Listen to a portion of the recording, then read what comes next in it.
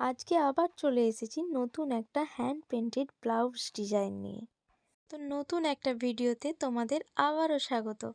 এই ব্লাউজটা আমি বানিয়েছিলাম আমার প্রিয় বান্ধবী চৈতালির মা মানে কাকিমার জন্য।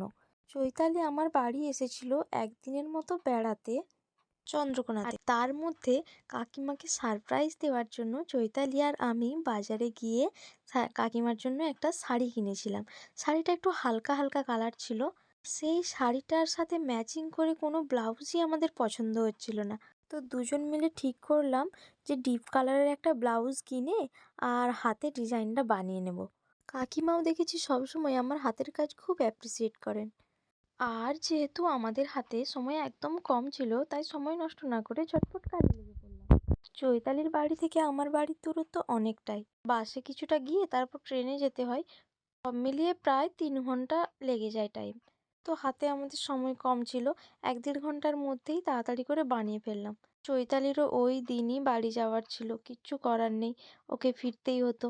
এনিওয়েজ, ডিজাইনটা তোমাদের কেমন লেগেছে অবশ্যই কমেন্ট করে জানিও।